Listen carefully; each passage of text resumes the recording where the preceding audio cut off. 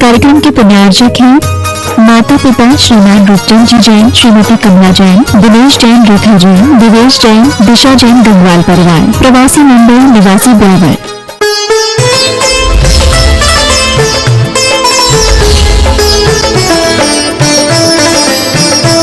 करे प्रभु आदिनाथ मुनिनाथ, आदि व्याधि अगमग मिटे, तुम पद में उपाय। चरण शरण है आपकी, तारण तरण जिहार, भवदति तट तक ले चलो, करुणा कर जिनेराज। बोलिए केदारा श्री आदिम तीर्थंकर आदिनाथ भगवान की, बनखेड़ी के मूल नायक वासु पूज्य भगवान की, परम उपकारी संत शिरोमणि आचार्य गुरु विद्याचार्य जी महाराज की, श्री अक्षर दुर्लभाचार्य जी महाराज की, आदिनाथ भगवान के जन्म कल्याणक महामहोत्सव की।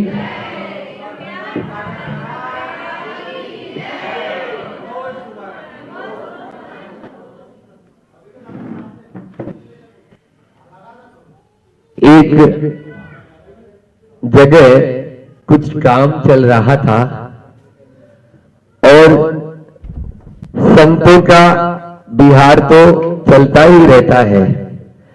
ऐसे संतों के उस बिहार काल में संत की दृष्टि एक मजदूर पर पड़ी और उन्होंने उस मजदूर से पूछा, क्यों भाई क्या कर रहे हो? दिखता नहीं क्या? अंधा हो गया क्या? पत्थर फोड़ रहा हूं पत्थर। जवाब रूखा सा मिला। संत आगे बढ़े। एक दूसरा मजदूर काम कर रहा था और उस मजदूर से संत ने फिर पूछा, भाई क्या कर रहे हो? तब उसने कहा, मालिक पेट पाल रहा हूं, घर में बाल बच्चे हैं, मेरा अपना पेट भी है, इसलिए सबका भरण पोषण कर रहा हूं और अपने लिए यह मजदूरी कर रहा हूं। तभी थोड़ा और आगे संत बढ़े और एक तीसरा मजदूर मिला और उस तीसरे मजदूर से संत ने पूछा, क्यों भाई क्या कर रहे हो? तब उसने अहोभाव से भरकर कहा, यहाँ एक मंदिर बन रहा है, उस मंदिर में मैं काम कर रहा हूँ, उस मंदिर को मैं बना रहा हूँ, उस मंदिर के लिए पत्थर तैयार कर रहा हूँ। काम तीनों एक कर रहे हैं, दृष्टि तीनों की अलग अलग है।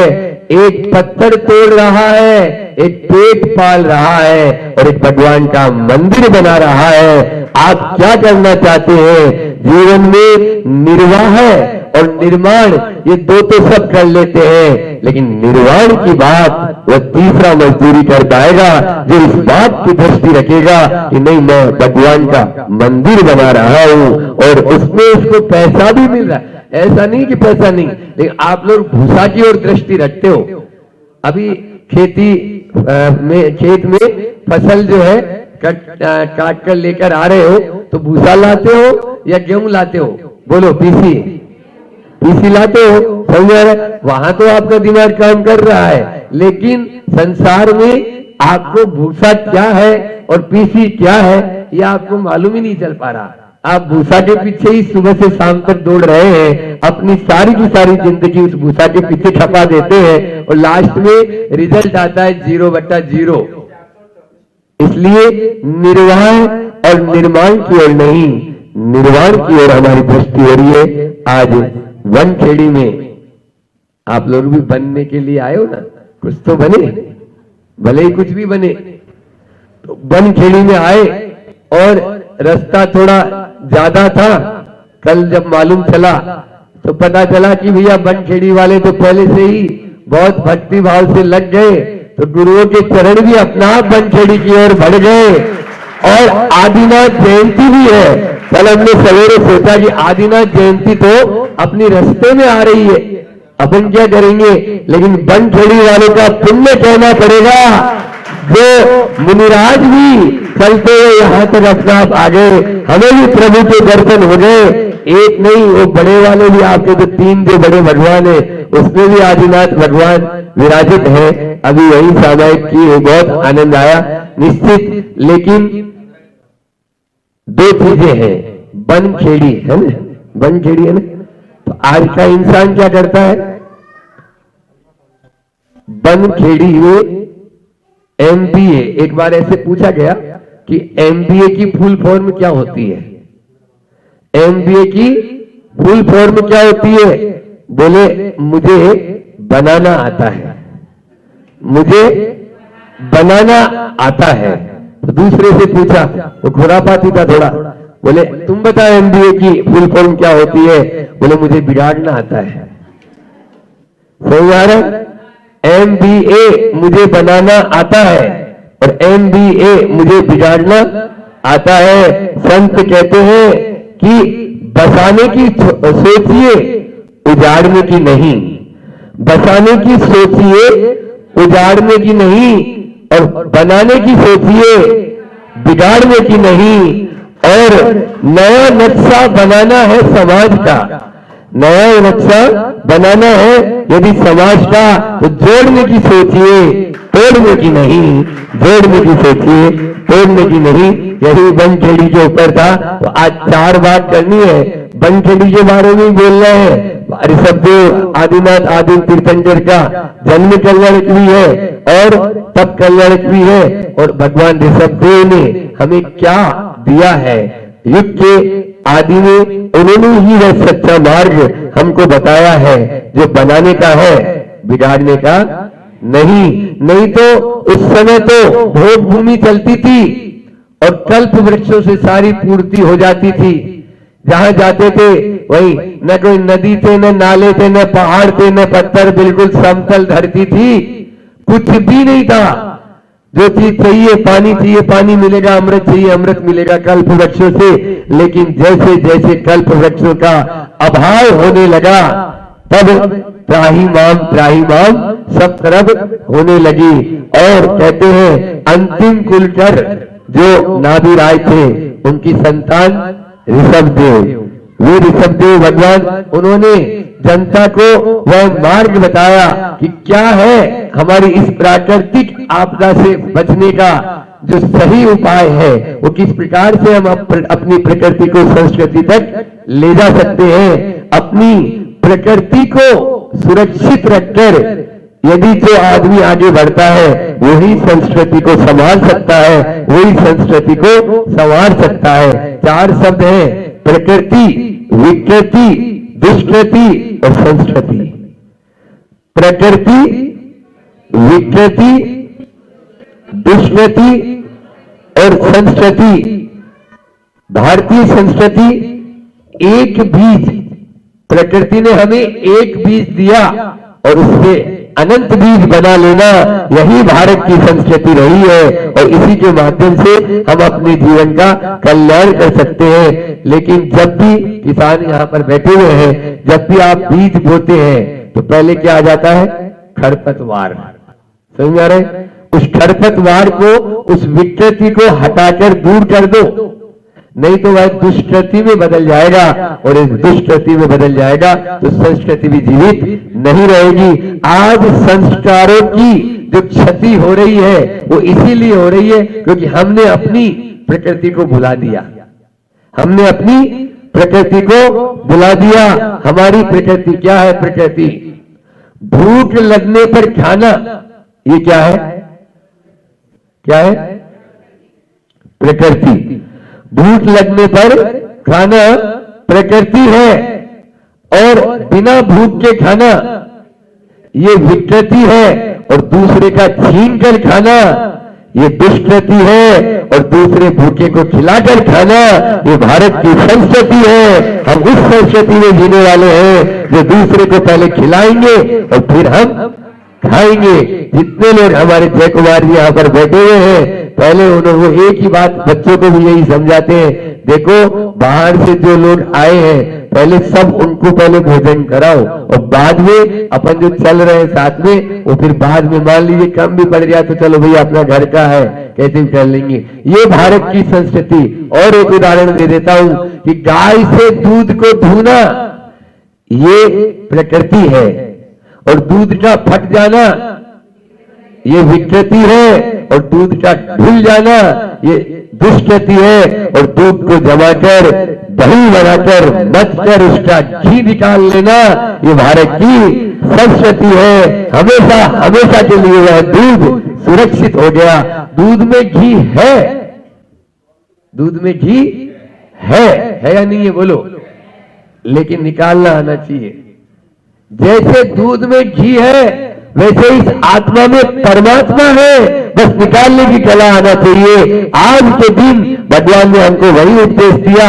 न केवल आज भगवान आदिनाथ का जन्म कल्याणक है अपितु आज तब कल्याणक भी है। मैंने प्रातःकाल पूजा में बताया था कि 24 में से 22 तीर्थंकर का जिस दिन जन्म कल्याणक है उसी दिन उनका तब कल्याणक भी है। और यह इस बात को साबित कर रहा है, इस बात को बता रहा है कि जन्म की सार्थकता तब करने में है, जन्म की सार्थकता तब करने में है। आप लोग घर में खूब खुशियां मनाते हो, उसी दिन उन्होंने घर छोड़ा। बोलो आप लोग और कैसे मनाते हैं? वो बिल्कुल पाश्चात्य संस्कृति की तरह सोमवार केक को, हाँ देखो ना हमारी बोलने की जरूरत ही नहीं है। पहले तो वो केक है वो मांसाहारी है, फिर उसके बाद में वो जो काटने की जो बात है वो हमारे यहाँ तो अभी बोला ना काटने की नहीं जोड़ने की सोचो। सही आ रहा है। हमारे यहाँ भारतीय संस्कृति में मोदक बांटे जाते हैं। क्या बांटे जाते? जितने साल का हो गया उतने लड्डू बांटो। सही आ रहा है। मेरे कहने से आप लोग ऐसा तो है नहीं कि जन्म दिवस या बर्थडे या जो बर्थडे जो भी आप मनाते हो वो आप नहीं मनाएंगे। हमारो पोतो हमारी पोती 1 साल की हुई तो फिर तो देखो क्या क्या करना है उसके लिए। सही आ रहा है। तो भैया मनाओ, मनाने का वो नहीं, लेकिन कैसे मनाए ये तो देखो। सही आ रहा है। उसके लिए आप जो पूजन करते हो उस पूजन में जो थाली में थोड़े बहुत शेषाक्षत रहते हैं चावल, तो घर पर आए एक चौकी पर चोट पूरे और कपड़ा बिछा दे और उस पर उसको बैठाएं और स्वस्तिक आदि बना के और फिर सभी लोग उसके तिलक करें और सुभाषिष दे और जो शेषाक्षत आप लेके आए हो गंधोदक लेके आए हो उस बालक पर लगाएं और उसके बाद में हमारे केक काटना नहीं, मोदक बांटना और दूसरा मोमबत्ती बुझाना नहीं, दीपक जलाना। यही हमारी भारत की संस्कृति है। अस्तु मां तमसो गमे ज्योतिर्गमे, यह हमारी संस्कृति रही है। हमें अंधकार से उजाले की ओर जाने का यह अर्थ है। इसलिए उस संस्कृति को समझो। प्रकृति का यह भी अर्थ है यहाँ पर आत्मा, इसको भी आप जोड़ सकते हो कि हमें भगवान ऋषभदेव ने युग के आदि में एक बात और बताएं कि अकेले ऋषभदेव भगवान ऐसे हैं जिन्हें न केवल श्रवण संस्कृति में ही पूजा जाता है अपितु वैदिक संस्कृति में भी उनका उतना ही महत्व है जितना कि जैन संस्कृति में उनका महत्व है। अकेले ऋग्वेद जो उनके 4 वेद है ना, ऋग्वेद, अथर्ववेद, यजुर्वेद और सामवेद, अकेले ऋग्वेद में 141 ऋचाओं में स्तुति परक उल्लेख किया गया है, अकेले मात्र उसमें।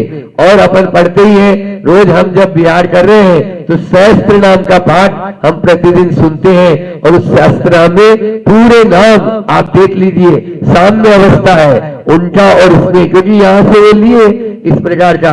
तो जो वो लोग शंकर या शिवाय या उसको आदि ब्रह्मा आदि मानते हैं वे यही ऋषभदेव, इस प्रकार से वहां पर भी मिलता है। जीत रसना, इस प्रकार से वहां नाम आया, वात रसना ये भी नाम आए। तो ये नाम वहां पर भी और यहाँ पर भी स्तुति पर उल्लेख मिलता है। तो वह आत्मा जो हमारी है उस आत्मा को परमात्मा बनाना है, ये हमारी संस्कृति है, समझ आ रहा है। लेकिन अभी कर्म रूपी कालीमा उस पर चढ़ी हुई है, ये क्या है, विकृति और दुष्कृति। तो विकृति और दुष्कृति को दूर कर देंगे तो संस्कृति अपना आप ही हमारी आगे बढ़ जाएगी और संस्कृति हमें प्राप्त हो जाएगी। यदि दुखों से बचना चाहते हो तो अपने दोष, अपनी दुर्बलता, अपने दुर्गुणों को दूर करना ही हमारी संस्कृति है।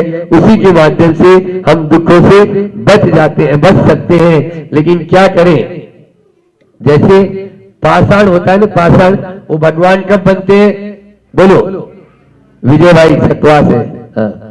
पाषाण है, पत्थर लाए, उसको भगवान बनाना है, तो अब क्या करना है, आपको एक हथौड़ा लेना है। बहुत अच्छे सुंदर भगवान विराजमान किए सतवास में, ठीक है ना, लेकिन वो बने कैसे, बोलो, हथौड़ा लिया और छेनी ली और उससे प्रहार कर करके उसमें से जो वेस्ट था, जो दोष था, जो दुर्बलता थी, जो दुर्गुण थे, वो दूर कर दिए, तो वही पाषाण भगवान बन गया। हमारे अंदर में भी वही भगवान विद्यमान है, हमारे अंदर में भी वही भगवान विद्यमान है, लेकिन साधना की छेनी से उसके ऊपर प्रहार करना पड़ेगा। किसी ने सत्य कहा है कि भूतो शाबाश जमाने में तरक्की इसको कहते हैं। भूतो शाबाश जमाने में तरक्की इसको कहते हैं। न तरासा था तो पत्थर थे, न तरासा था तो पत्थर थे, तरासा तो खुदा निकले, तरासा तो खुदा निकले। इसलिए हमारे भीतर ही वह, इसीलिए प्रतिमा बोला, क्या बोला, प्रतिमा ले लो। आप लोगों को बोलते हैं ना, भैया प्रतिमा ले लो। आज भी एक माता मिली थी, बोले हमारी एक ही प्रतिमा है। वनखेड़ी में कितने प्रतिमाधारी है, 2 प्रतिमाधारी है। हाँ ले लिए, लेकिन आगे बढ़ना है, इतना बड़ा समाज है, तो प्रतिमा का मतलब ही यही आचार्य भगवान ने नियमावर में बताया था कि प्रतिमा कैसे बनती है। जैसे छेनी से आप अनावश्यक पत्थर को बाहर कर देते हो, ऐसे ही अपने जीवन से अनावश्यक बातों को दूर कर देंगे, अपना प्रतिमाधारी बन जाएंगे। और ऐसा नहीं है कि प्रतिमा लेने के बाद ब्याह शादी नहीं होगा, हमारी टाबर टोली नहीं होंगे, हमारे बच्चा नहीं होंगे, सब हो सकते हैं, सही बात है। 6 प्रतिमा तक सब कुछ हो सकता है। तो आज भगवान का यह जन्म कल्याण मनाना तभी सार्थक होगा, नहीं तो बातें बनाने में तो आप बहुत होशियार हो, बनखेड़ी वाले हैं ना। हाँ, बात बनाना, काम बनाना और माहौल बनाना और संबंध बनाना, ये 4 बातें और आपको दे दी है कि बात बनाना और काम बनाना भी सब जानते, अपना काम बनता क्यों, वो जनता जाए चाहे नहीं जाए, जो ऐसा सोचता हो उसका पहले वो जाएगा। गड़बड़ करते हो, हमने बोला क्या, क्यों, कौन ने बोला, आप लोग अपने से बोल रहे हो। तो इसलिए काम जो है बनना चाहिए। बनखेड़ी में आए हैं तो आज यह है हमारा सार्थक तभी होगा। जन्म की सार्थकता तो तब करने में है। मैंने सवेरे भी आप लोगों को बोला, पूजा के माध्यम से सुनाया कि तुझको तपना होगा, मोह तजना होगा, सूरज तपे तपे रे माटी, दीपक जले जले रे बाती। आप देख लीजिए, हर चीज तपी है तभी उसमें से निखार आया है, बिना तपे तो कुछ नहीं होगा। इस जन्म में ना सही, अगले जन्म में, अगले में ना सही, 10 भाव के बाद, लेकिन इतना तो विचार कर लो कि हम जरूर दीक्षा लेकर अपना कल्याण करेंगे। आज भगवान ने दीक्षा ली, ऐसे हमारी भी दीक्षा एक दिन हो, ऐसी भावना रखनी चाहिए। आचार्य भगवान ने हाइकू दिया, उसको लेकर अपनी वाणी को, क्योंकि अभी आगे भी बढ़ना है। बना बनाया खेल मत बिगाड़ो। बनखेड़ी पे ही आज पूरा बन पे ही है, बना बनाया खेल मत बिगाड़ो, पछताओगे। हमारा जो बना बनाया खेल है उसको हम बिगाड़ देते हैं, और बिगाड़ देते हैं तो वो किसी काम का नहीं रहता है। वह तो विकृति है और दुष्कृति है। दूध फटना और दूध का ढुलना दोनों ही हमारे लिए अच्छा नहीं, या तो दूध का उपयोग कर लो और या दूध को जमाकर घी बना लो। यही हमारी भारत की संस्कृति रही है। बस हम उस आत्मा को परमात्मा बनाना चाहते हैं तो घी तो बनाना पड़ेगा, और घी तभी बनेगा जब आप जमाओगे। जमाने की बात करने वालों, बात जमाने की करो। अहिंसा परमो धर्म की। आचार्य गुरु और विद्यासागर जी महामुनिराज की। अगर आपका हृदय कोमल है, कोई जीव को देखकर, किसी के दुख को देखकर, किसी की पीड़ा को देखकर, किसी के कष्ट को देखकर अगर आपके मन में कोमलता है तो समझना हृदय की एक कोमलता है आपके अंदर। मन की सरलता, मन की सरलता से तात्पर्य क्या है? जो मेरे अंदर है वही मैं बाहर प्रस्तुत करूंगा। अगर आपका जीवन वैसा है तो बहुत अच्छी बात है, और मन में कुछ और बाहर कुछ तो मन की सरलता नहीं है। बताओ हमारे मन की सरलता है, हृदय की कोमलता है या नहीं है? और तीसरा, स्वभाव की शीतलता। जो आपके पास आए वो गदगद हो जाए, वो शीतलता है कि नहीं? क्योंकि आप ध्यान रखना, गुस्सा या क्रोध करने के परिणाम सामने होने के बाद, कंप्लेंट की पोजीशन होने के बाद भी अगर आपको गुस्सा नहीं आ रहा है तो वो आपके स्वभाव की शीतलता है। मतलब निमित्त सामने दिख रहा है, आपको गुस्सा आना चाहिए, और गुस्सा आने के बाद भी अगर गुस्सा नहीं आ रहा है तो वो क्या है? वो स्वभाव की शीतलता है कि नहीं? परखो थर्मामीटर के बाद कि मेरे पास वो शीतलता है कि नहीं। उस समय में अपने आप को कि सब सामान्य माहौल में तो ठीक है, लेकिन उस माहौल में आपके अंदर शीतलता है कि नहीं। और चौथी है वचन की मधुरता। है आपके वचन में से मधुरता? इस प्रकार से आप बोलते हो कि बिल्कुल सामने वाला जो है वो गदगद हो जाए, सुनने की, वंस मोर, वो कहे कि एक बार और आपके मुख से बात। मैं ये बोलता हूं कि अगर वचन की मधुरता है आपके पास, तो किसी के पास समय नहीं है, बहुत काम की बात बोल रहा हूं, और वो आपके पास 2 मिनट के लिए आया है, लेकिन इतना आपसे अट्रैक्ट हो गया वो आपके वचनों से कि 2 मिनट की जगह वो आधा घंटा बैठ के चले जाए। 2 मिनट आया है, समय नाम की चीज नहीं है, लेकिन बैठ जाए और आधा घंटा आपके पास बैठ जाए।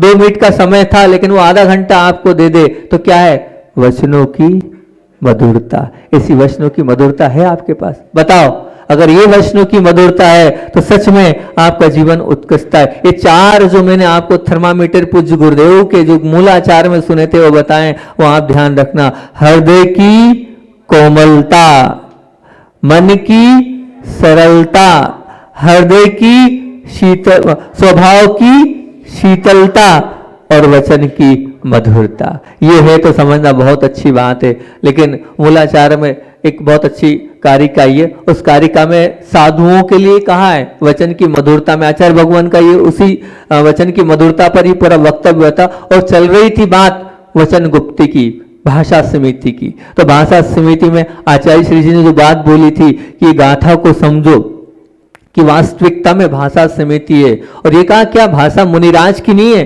भाषा समिति सबकी होनी चाहिए। तो बोले कैसी भाषा समिति होनी चाहिए? उस भाषा समिति में आचार्य श्री जी ने बोला था, सबसे पहली बात देख लो, समझ लो, वास्तविकता में आप भी घर में रहकर भाषा समिति का पालन कर सकते हो। जरूरी नहीं कि साधक को या साधु को करना है। ये 6 बातें अगर है तो आपकी भाषा समिति, और अगर आपकी भाषा समिति है तो ये मान के चलना भाषा समिति मतलब क्या? भाषा समिति का तात्पर्य होता है अगर कर्मों की निर्जरा करना है और कर्मों को संवर करना है तो कर्मों के संवर का रास्ता बताया आचार्य उमा स्वामी महाराज ने। संवर मतलब समझते क्या होता है? कर्मों को रोकने का उपाय। संवर मतलब क्या? कर्मों को रोकने का उपाय, इसको कहते हैं संवर। मतलब कर्म अगर आपकी भाषा समिति है उतने समय तक कर्म जो है वो क्या होंगे? बंधेंगे नहीं, कर्म क्या होंगे? रुक जाएंगे। क्या बात कर दी? बिल्कुल, मतलब बोलते हुए भी आपके कर्म नहीं बंधेंगे, बोलते हुए भी आपके कर्म नहीं बंधेंगे। ये उपाय दिया आचार्य उमा स्वामी ने। जब उनसे पूछा कि कर्म को रोकने का उपाय बताओ तो उन्होंने बताया सगुप्ति समिति धर्मानुप्रेक्षा परिचय जय चारित्र्य। तो बोले क्या? सगुप्ति मन वचन काय की गुप्ति, समिति मतलब क्या? ईरिया भाषा ऐष्णा आदान, ये भाषा समिति उसमें आया। उस भाषा समिति की मैं आपके सामने बात रख रहा हूं। ईरिया सगुप्ति समिति धर्म, यानी वो 10 धर्म और 12 भावना का अनुप्रेक्षण करना, ये सब क्या है? बोले सब के सब जो हैं ये कर्म को रोकने के उपाय। उस कर्म के रोकने के उपाय में भाषा समिति आई है। उस भाषा समिति को देखो, आप अपने आप में टटोलो, ये आपके अंदर है कि नहीं। सबसे पहला अगर भाषा समिति है तो उसमें सबसे पहली बात बताइए, चुगली। अगर आप चुगली किसी की कर रहे हो तो आपके पास भाषा समिति नहीं। देखो, परखो अपने आप को। आप चाहते हो ना, आपको सबको बोलना है, मौन किसी को रहना नहीं है, मत रहो मौन। पूरा आदेश है आगम का, बोलो।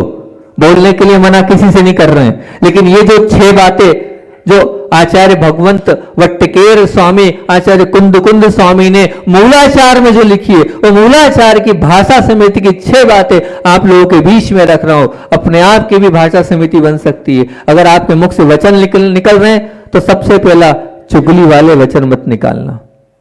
अगर चुगली वाले वचन आपके मुख से निकल रहे हैं, किसी की चुगली आप कर रहे हो, दूसरों की बुराई देखकर आप अगर बोल रहे हो, तो भाषा समिति नहीं है, बिल्कुल भाषा समिति नहीं है। वो कर्मों के बंध का कारण है, पहला।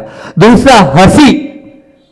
आचार्य भगवान कह रहे हैं, दूसरी हंसी। अगर आप हंसते हो, अगर किसी पर भी हंस रहे हो, किसी प्रकार से भी हंस रहे हो, भले मजाक में भी हंस रहे हो, हास्य कषाय है, उसके कारण कर्मों का बंध होगा। मुस्कान अलग है, प्रसन्नता अलग है, लेकिन हंसी तो कर्मों के बंध का ही कारण है। चाहे इंटरटेनमेंट के लिए आप हंस रहे हो, लेकिन वो कर्मों के बंध का कारण है। ये आचार्य भगवान वट्टकेर स्वामी महामुनिराज कह रहे हैं, मैं नहीं कह रहा हूं, टीका में स्पष्ट उन्होंने मूलाचार में कहा। तीसरा, कठोरता। अगर आपके वचनों में कठोरता है और आप अपने वचन ऐसे निकाल रहे हो कि सामने वाला क्या हो गया है, वो बाग नहीं, वो आग हो गया है। उसको आपके वचन सुनने के बाद उसके समता परिणाम समाप्त हो गए। वो समता आपने चुरा ली उसके सामने वाले की, वो तो था अच्छा भला, लेकिन आपके वचनों से वो क्या हो गया, बिल्कुल एकदम थार हो गया। वो कठोरता नहीं होनी चाहिए आपके वचनों में। माना आप घर के बड़े सदस्य हो, आपको समझाना चाहिए, आपको बताना चाहिए। तो मैंने आपको एक दिन तरीका बताया था बताने का और समझाने का। सबसे पहले अगर किसी को बताना भी है ना, तो तरीका क्या है बताने का, वो जो शिक्षक वर्ग है उनको तो वो सीखना चाहिए, जो घर के बड़े लोग हैं उनको तो सीखना चाहिए, क्योंकि उनको सबको मोटिवेट करना है, सबको संभालना है। तो तरीका क्या है, तरीका ये है, उसको अगर बताना भी है, भैया आपकी जब उम्र में थे तो हम तो इतनी गलतियां करते थे, फिर भी आप तो बहुत अच्छे हो, आपने तो बहुत अच्छा काम कर लिया, बहुत बढ़िया, बहुत अच्छी बात है। लेकिन मैं अपने अनुभव से बता रहा हूं, क्योंकि मैंने बहुत चोट खाई है, मैंने बहुत परेशानियां झेली है, मैं बहुत पीड़ा का अनुभव करा है मैंने। फिर आप तो बहुत अच्छे हो, लेकिन थोड़ा सा अगर इसको ऐसा कर लोगे ना तो और अच्छा हो जाएगा। पहले अपने आप को पापी बताओ, पहले अपने आप को कहो कि मुझे कुछ नहीं आता है, मैंने तो बहुत गलतियां करी है, आप तो बहुत अच्छे हो, और फिर अपनी बात बोल दो आप। तो वो बात जो थी वो कठोर नहीं लगेगी, वो बात बहुत नरम लगेगी, वो बात आपकी मान लेगा। ऐसा आचार्य जी बोलते हैं, ऐसा आचार्य जी बताते हैं कि बार बार अपनी भाषा ऐसी होनी चाहिए कि सामने वाले पहले अपने आप को आप ऐसा सिद्ध कर दो, मुझे कुछ नहीं आता है, तुम्हें सब कुछ आता है, लेकिन फिर भी भाई ऐसा कर ले तो हो जाएगा। सास अगर बहू से ऐसे सिखाएगी तो वो अपने आप बहू मान भी लेगी, लेकिन ना कोई सास सिखाने को तैयार है, ना पिता इस प्रकार से बात करने को तैयार है, ना शिक्षक इस प्रकार से बताने को तैयार है। इस प्रकार से आप बताओगे, समझाओगे, भाषा में अगर नरम उत्पन्न होगा तो निश्चित वो भाषा समिति होगी। व्यवहार में भाषा समिति मतलब संवर के तरीके आपको बता रहा हूं, कर्म के बंध के रोकने के तरीके आपको बता रहा हूं। पर निंदा, चुगली चीज तो अलग थी, ठीक है, सही बात बोल दी आपने जो देखा। पर निंदा यानी दूसरों की जब भी आप निंदा करोगे तो भाषा समिति से बहुत दूर हो जाओगे। हमें भाषा समिति में अगर रहना है, निंदा नहीं करना है, किसी की बुराई नहीं करना है, किसके अंदर क्या है उसको हमें नहीं बोलना है, चाहे वो कुछ भी हो। हमने ठेका थोड़ी ले रखा है पूरी दुनिया को सफाई करने का कि हम पूरी दुनिया को अच्छा बनाए। अरे हम स्वयं तो अपने आप को झांक कर देख लें हम क्या हैं। जब दूसरे को देखने का प्रयास करेंगे ना कि दूसरा क्या है, हमने दूसरों की परवाह कर ली, दूसरों की चिंता कर ली, दूसरों का ठेका ले रखा है और हम अपने आप को नहीं देख रहे हैं। बताओ, मैं आपसे ही पूछता हूं, आप क्या जितना आपने सोचा वो आप अपने जीवन में कर पाते हो क्या? बताओ, जितने कमिटमेंट आपने किए क्या वो सब कमिटमेंट आप कर पाते हो क्या? फिर दूसरों से क्यों अपेक्षाएं आपको? आप दूसरों से क्यों अपेक्षा रख रहे हो? नहीं, बिल्कुल नहीं, बिल्कुल गलत बात। अपने आप से आपको अपेक्षा होनी चाहिए, बस मुझे अपने आप को देखना है, इसलिए पर निंदा नहीं। फिर उसके बाद क्या है? अपनी प्रशंसा। जब जब भी आप अपनी प्रशंसा करोगे, ये पांचवी बात है, जब जब भी आप अपने मुख से खुद की प्रशंसा करोगे, खुद की तारीफ करोगे और खुद की बात करोगे, तो अपनी जब जब भी प्रशंसा करोगे वो भाषा स्मृति नहीं है, वो पाप के बंध का कारण है। स्वयं की प्रशंसा करना, ध्यान रखना, कभी सब कुछ हो जाए। और हर व्यक्ति को ये कान तरसते हैं अपनी प्रशंसा सुनने के लिए। ये जो जिह्वा है ये बार बार किसके लिए, जितना भोजन से नहीं संतुष्ट होती उतना अपनी प्रशंसा बोलकर संतुष्ट होती नहीं। ध्यान रखना, जब जब भी आप अपनी प्रशंसा करोगे तो क्या होगा, वो अपने आप में वो जो प्रशंसा है वो प्रशंसा आपके दुख। कल एक रात को जब रात्रि स्वाध्याय के बाद सब लोग चले गए, उसके बाद जस्ट बाजू में एक सज्जन रहते हैं, ये बैठे पारोला वाले, इनके पतिदेव, नाम तो मुझे नहीं मालूम, योगेश भाई, वो खड़े थे। अब वो मैंने कहा ये दिखते नहीं है, मुझे बड़ा अच्छा लगा, तो बोले ये दिखते नहीं है, तो वहाँ आजू बाजू वाले बोले हाँ। फिर एक सज्जन बोले महाराज जी, जितने भी चौकों में शुद्ध भोजन बन रहा है सब जगह कुएं का से पानी लेते हैं और सब जगह दे के आते हैं, ये पीछे से काम करते हैं, ये वो वाले कार्य करता है। तो वो करते वो हैं, लेकिन उसका क्या बोले, नहीं महाराज जी मैं कुछ नहीं करता हूं, सब कुछ कौन करता है, बोले नयन करता है, मैं तो खड़े रहता हूं, मैं तो क्या रहता हूं, खड़े रहता हूं। तो वो लोग बोले कुछ नहीं महाराज जी सब करता है, बोल नहीं रहा। नहीं महाराज जी ये सब झूठ बोल रहे हैं, ये सब गलत बोल रहे हैं, मैं कुछ करता ही नहीं हूं। अब बताओ, व्यक्ति करते करते भी क्या बोल रहा है, मैं नहीं कर रहा हूं। उसको अपनी प्रशंसा सब पूरी समाज कर रही है, पूरे लोग कर रहे हैं, ये करता है, वो कह रहा है मैं नहीं करता हूं। हो आप ऐसे, ये है भाषा स्मृति। अब हमारी प्रशंसा सुनने के कान भूखे नहीं है, बस सामने वाले की प्रशंसा हो रही है, उसमें मैं नहीं हूं। आचार्य भगवान यही करते हैं, पूरा कार्यक्रम होता है और कार्यक्रम करने के बाद क्या बोलते हैं, ये मैंने नहीं किया है, किसने किया है, आचार्य ज्ञान सागर जी महाराज ने किया। ये कहलाता है अपने पे नहीं, गुरु पर डोल दो, प्रभु पर डोल दो, मैंने नहीं किया है, मेरे आजू बाजू वालों ने किया है, ये कहलाती है। अब में से ध्यान रखना, ऐसे बनना होगा। तो वो उस समय जितनी देर भी उन्होंने अपनी प्रशंसा सुनने के लिए मना करते गए, उन्होंने वो अपने कमरों का क्या किया, संवर कर लिया। उतने समय तक उनके लिए उन्होंने अपने आप को उत्कृष्ट और अपने जीवन को ऊंचा बना लिया। ये मान के चलना, ये होना चाहिए अपनी प्रशंसा। और छठवा विकथा, और छठवीं विकथा बोलिए। विकथा मतलब क्या, जो कथा कोई काम की नहीं है वो कथा आप कर रहे हो। मोबाइल पे भी महाराज जी ने बोला लगे हो घंटे भर लगे, कोई मतलब नहीं, कोई कारण नहीं, कोई हेतु नहीं है, फिर भी चले जा रही है बात। आप सोचो तो सही, आप क्या कह रहे हो, उस कहने के माध्यम से उसका कोई लॉजिक तो हो, कोई परिणाम तो निकले, बात तो हो गई 0/0। सही बोल रहा हूं ना, बोलो तो सही है, कोई मतलब ही नहीं निकल जाएगा। तो विकथा कहलाती है कि जिस कथा से हमारे जीवन में, अच्छा इसी का ये कहना, विकथा मतलब क्या। अच्छा इसी से एक महाराज जी ने पूछा विकथा मतलब क्या, इसका आप वो तो दो। तो बोले जिस कथा के माध्यम से हमारे जीवन का उद्देश्य पूरा नहीं होता है वो सब कथाएं विकथा है। हमारे जीवन का उद्देश्य पूरा हो रहा है, हमारे जीवन का लक्ष्य पूरा हो रहा है, वो विकथा नहीं है। लेकिन जिससे हमारे उद्देश्य की प्राप्ति नहीं हो रही है तो विकथा है। ये मान के चलना, आप विकथा में चले जा रहे हो आप, तो आप ध्यान रखना कि आपका कोई लक्ष्य, उस लक्ष्य की प्राप्ति हो रही है, उस लक्ष्य का आपको मालूम, वो उद्देश्य की आपकी ओर जाने के लिए आप बढ़ रहे हो, तो वो कोई सी भी कथा हो वो आपके काम की है। लेकिन जिस लक्ष्य से प्राप्ति नहीं, उद्देश्य की प्राप्ति नहीं है और आपके जीवन में वो कथा कोई काम की नहीं है, तो वो जब भी वो सब कुछ होगी वो विकथा कहलाएगी। ये 6 बातें आपको हमने आज बताई है कि चुगली, हंसी, कठोरता, परनिंदा, अपनी प्रशंसा और विकथा को छोड़कर फिर बोलना कैसे है।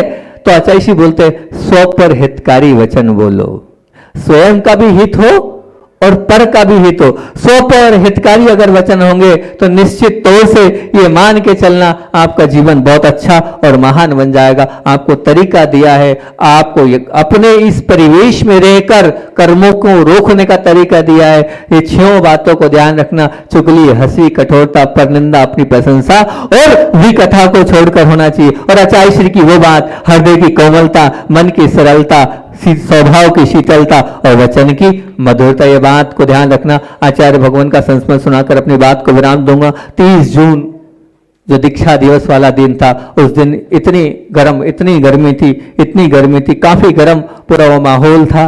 और अब जून का और अभी राजस्थान का पूरे जैन अजैन पूरा जन समूह उस पांडाल से खचाखच भरा, जितना वो पांडाल नहीं था उससे बाहर सब कुछ था और सब इंतजार कर रहे थे। और वो ज्ञान मूर्ति, तपो मूर्ति, आराध्य गुरुदेव ज्ञान सागर जी महाराज जैसे ही आए, जय जयकारा हो गया। और जय जयकारा के साथ ही पूरी जो जनता है वो बड़ी उत्साहित थी उस युवा व्यक्तित्व के ब्रह्मचारी विद्याधर की दीक्षा देखने के लिए। और जय जयकारा हुई और आपको बताया ही था कि क्या क्या चमत्कार हुआ, आचार्य भगवान ने किस प्रकार से केशलुच की उसका संस्मरण सुनाया था। फिर चमत्कार कल का भी बताया था कि कैसा चमत्कार कि इधर आचार्य भगवान ने कपड़े उतारे, उधर फेंके, उधर से पानी देव लोगों ने भी क्या बरसात कर दी, यही बताया था। और फिर आचार्य भगवान का कल यही बताया था कि क्या शब्द गुरुदेव ने बोले थे अपनी दीक्षा के बाद। अब आज मैं आपके सामने वो भाव रखता हूं। इस शोरगुल के बाद भी आचार्य ज्ञान सागर जी तपोमूर्ति साधक वहां बैठे थे और बैठने के बाद आचार्य भगवान से कहा गया कि थोड़ा संबोधन दो। तो दो तीन लाइन का वो संबोधन जो पूज्य गुरुदेव का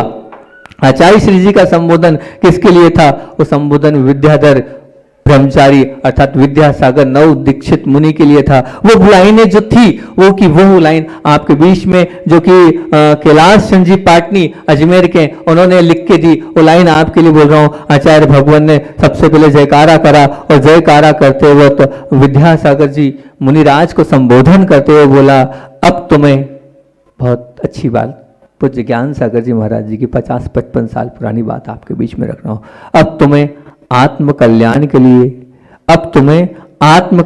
लिए आगे देखकर बढ़ते जाना है। अब तुम्हें आत्म कल्याण के लिए आगे देखकर बढ़ते जाना है। जो जीवन बीत चुका उसके बारे में क्षण मात्र भी विचार नहीं करना। जो गया सो गया, अब पीछा कुछ विचार मत करना। मुनि का धर्म होता है ऊपर देखने का, क्योंकि उसका लक्ष्य है मोक्ष प्राप्त करने का, इसलिए उसे ऊपर ही देखना है। अतः मोक्ष की साधना करना है तो ऊपर देखना है। जो गृहस्थ होता है वो नीचे देखकर चलता है। सांसारिक अवस्था में गृहस्थ अपने बड़ों से ईर्ष्या करता है। ध्यान रखना विद्यासागर जी, किसी से ईर्ष्या मत करना और किसी से घृणा भी मत करना। किसी से ईर्ष्या भी मत करना और किसी से घृणा भी मत करना। इससे तुम्हारा कल्याण हो जाएगा, निश्चित मान के चलना। और सदा जो दिए व्रत हैं उन व्रतों का ध्यान रखना। और जिस तरह से उत्साह और विशुद्धि से तुमने मोक्ष मार्ग पर कदम रखा है, आखिरी दम तक इसी उत्साह और इसी विशुद्धि को बनाए रखना, तुम्हारा कल्याण अवश्य हो जाएगा। मेरा पूरा आशीर्वाद है। बोलिए आचार्य भगवान विद्यासागर जी महामुनि राज की।